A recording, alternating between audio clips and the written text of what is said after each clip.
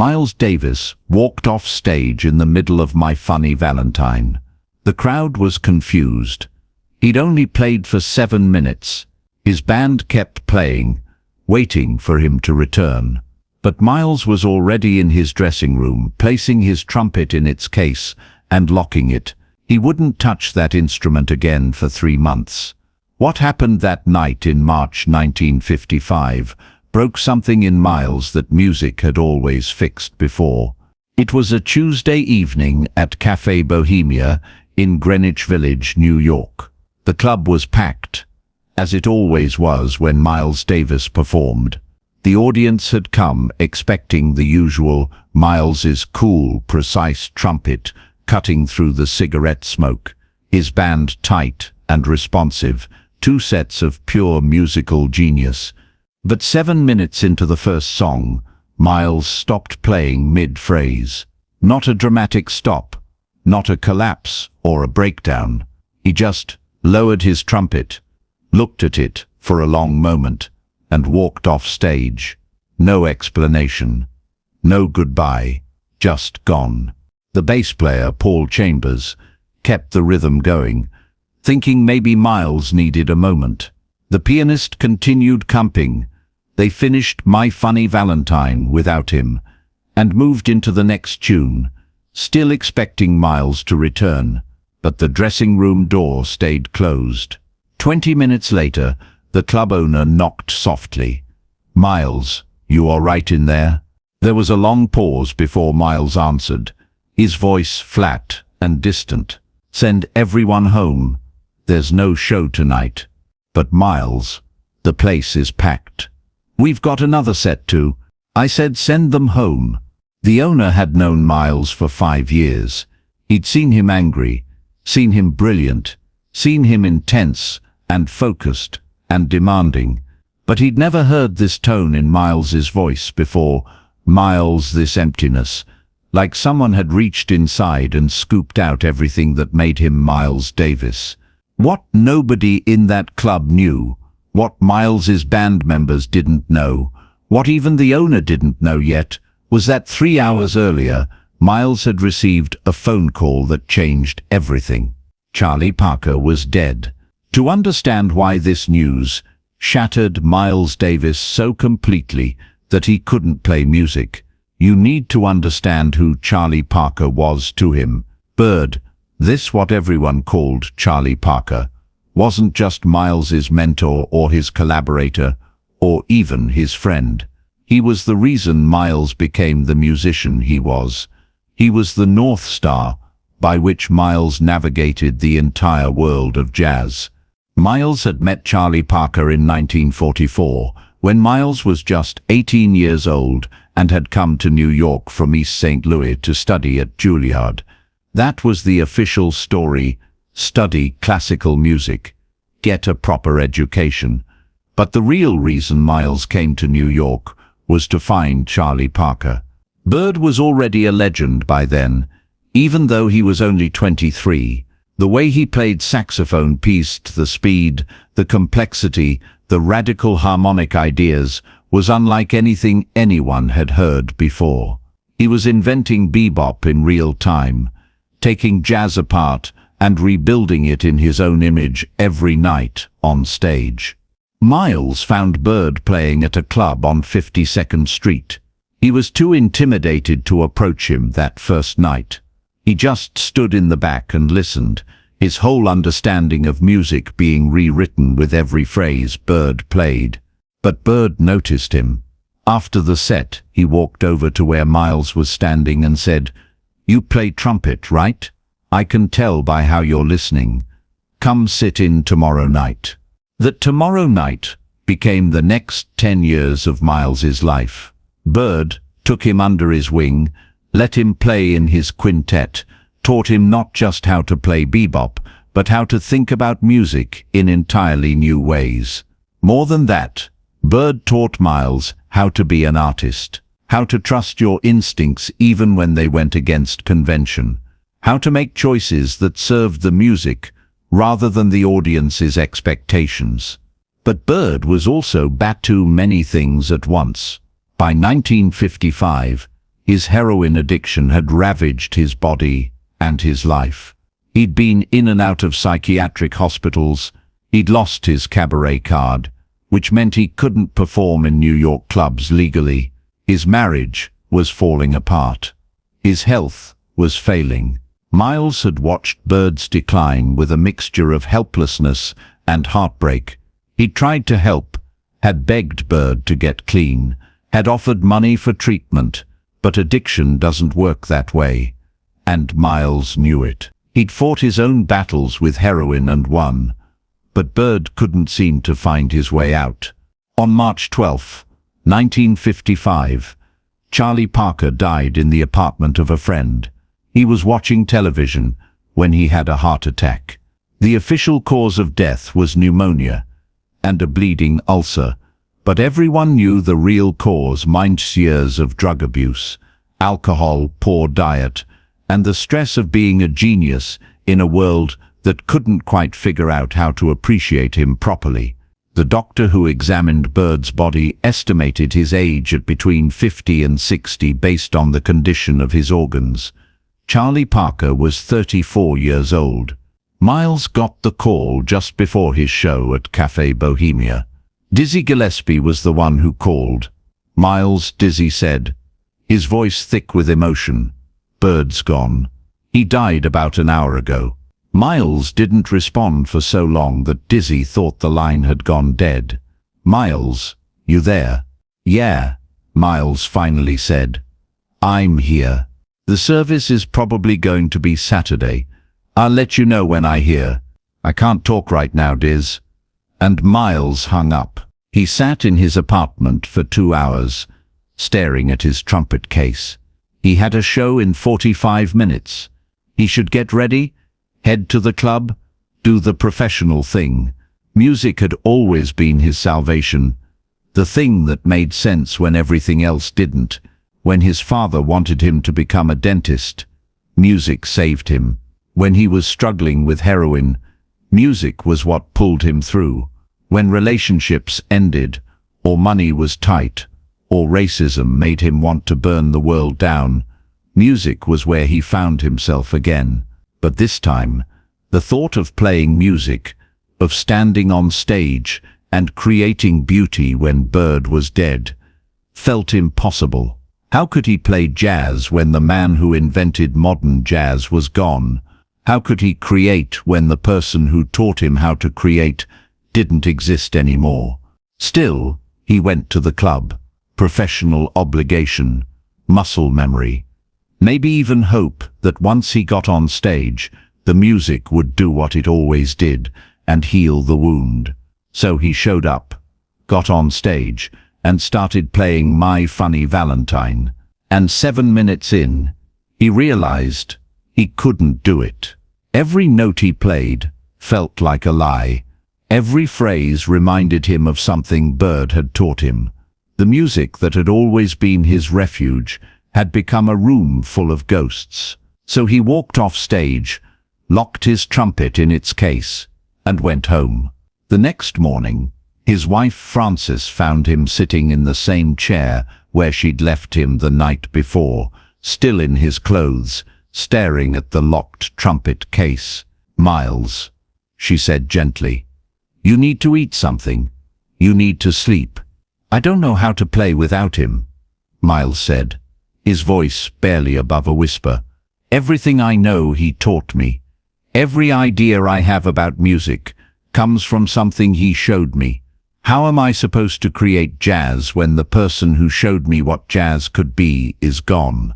Frances had no answer. She just held him while he cried for the first time since he was a child. The funeral was on Saturday, March 19th. Miles attended, but didn't speak. He just sat in the back of the church and watched as the jazz community said goodbye to their guiding light. Dizzy Gillespie spoke, a young saxophonist named John Coltrane, who would later play in Miles's band, played a tribute. The minister talked about Bird's genius and his struggles. But Miles said nothing. After the service, people tried to talk to him, to share memories of Bird, to find comfort together. Miles just shook his head and left. For the next 3 months, Miles Davis didn't play his trumpet. The case sat by the door of his apartment, locked, accumulating dust. Friends called, asking when he'd be ready to work again. Club owners left messages about gigs. His record label inquired about upcoming sessions. Miles ignored all of it. His neighbors, who had grown accustomed to hearing Miles practice for hours every day, that clear, precise trumpet sound coming through the walls at all hours, were confused by the silence. Some thought he'd moved out. Others worried he'd died too, though they didn't say it out loud.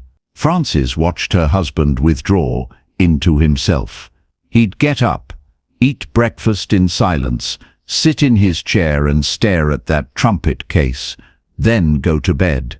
Sometimes he'd pull out records and listen to Bird's recordings, but he wouldn't say a word. Just listen, tears running down his face, then put the record away and go back to staring. "I'm worried about you," Frances told him after a month of this. "This silence isn't healthy. Music is who you are. You can't just stop being yourself." "Maybe that's the problem," Miles said. "Maybe I've been trying to be Bird instead of being Miles, and now that he's gone, I don't know who Miles is without him." But something was happening in that silence, though Miles couldn't articulate it yet. When you remove the one thing that defines you, Miles' case, playing trumpet, you're forced to figure out who you are underneath. Bird had taught Miles how to play bebop, but bebop was Bird's language. What was Miles's language? What did Miles have to say that was purely his own? The trumpet case sat there, a daily reminder of both his grief and his calling. Every day, Miles would look at it and think about opening it, and every day he'd decide he wasn't ready. On day 87 of his silence, Miles had a dream about Bird. They were both on stage, but instead of playing bebop, they were playing something else, something slower, more spacious, more emotional. Bird looked at Miles in the dream and said, "This is what I always wanted you to find. Your own voice.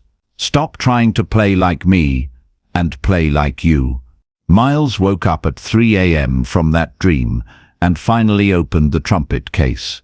The instrument looked the same as it had 3 months ago, but Miles felt different. He picked up the trumpet deficit. It was heavier than he remembered, or maybe he was weaker from not playing. He brought it to his lips, but didn't blow.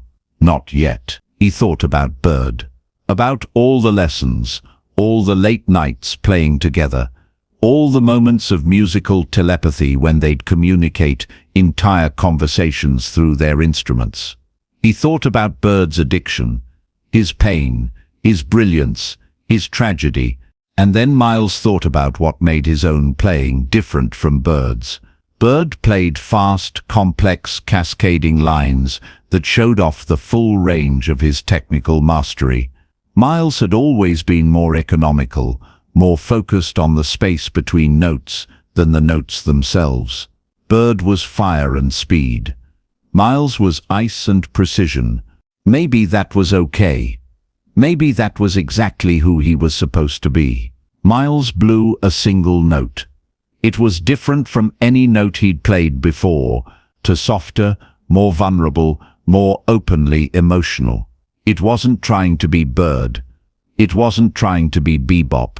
It was just Miles, expressing grief and loss and hope and the beginning of something new.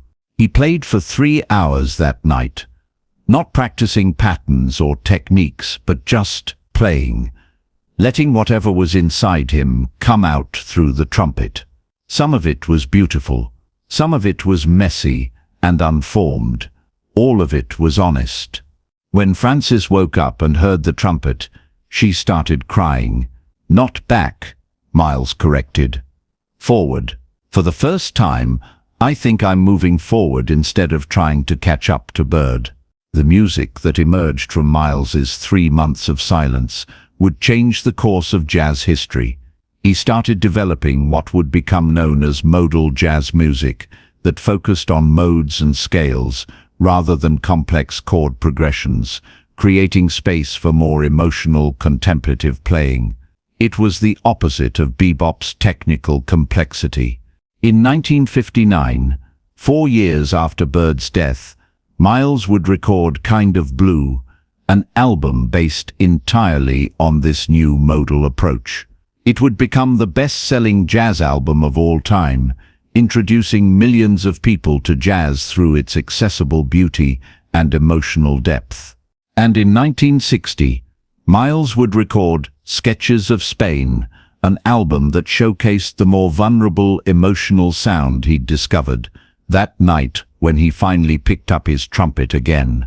The album's centerpiece was his interpretation of Concierto de Aranjuez, played with such raw emotion that listeners could hear the grief and beauty and hope all mixed together in every note.